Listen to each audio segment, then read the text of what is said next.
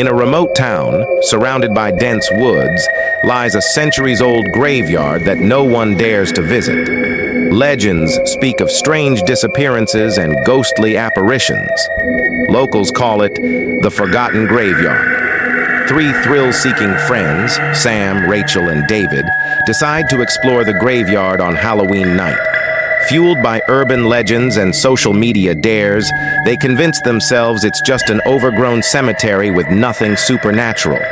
Their adventure begins at midnight under a full moon with flashlights in hand.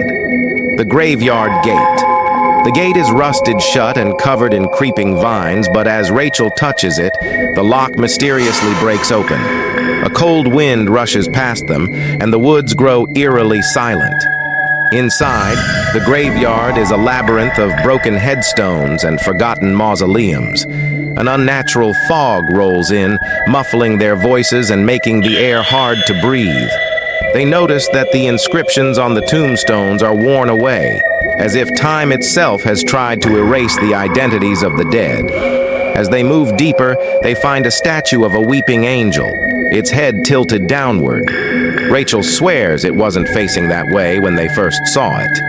Unseen watchers. The group begins to hear faint whispers, like a crowd murmuring just out of sight.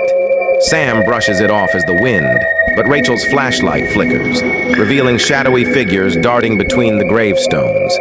David spots a mausoleum with its door slightly ajar. Inside, they find strange markings etched into the walls. A mix of symbols and what looks like scratch marks.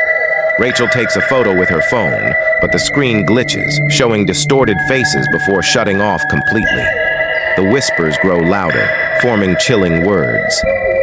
Leave before you join us. The curse of the graveyard. As they try to leave, they realize the paths have shifted.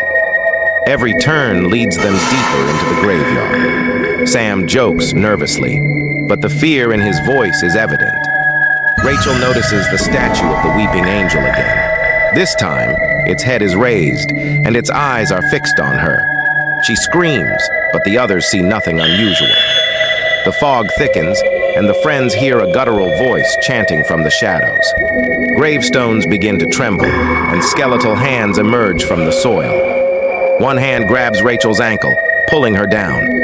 Sam and David struggle to free her, but she's dragged screaming into the earth.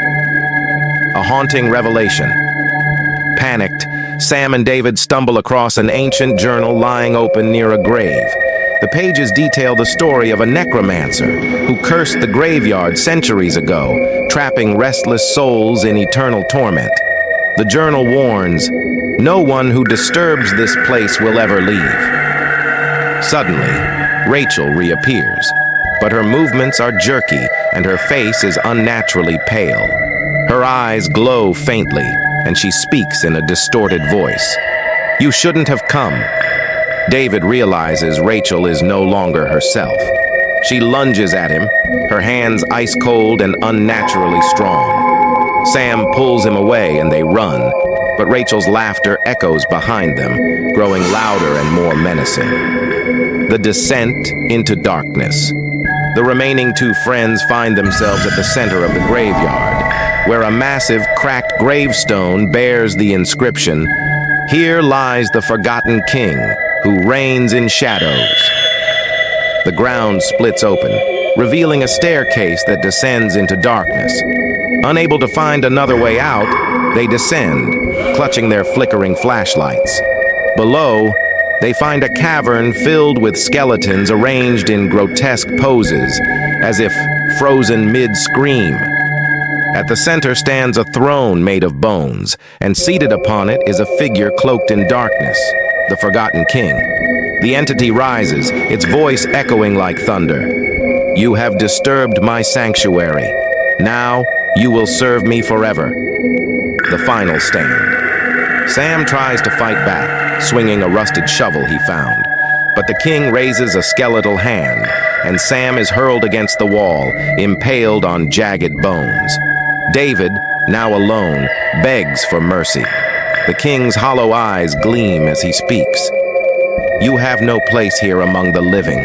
Join your friends in eternal servitude. Suddenly, Rachel and Sam, now undead, emerge from the shadows. They drag David toward the throne as he screams, his voice fading into the void.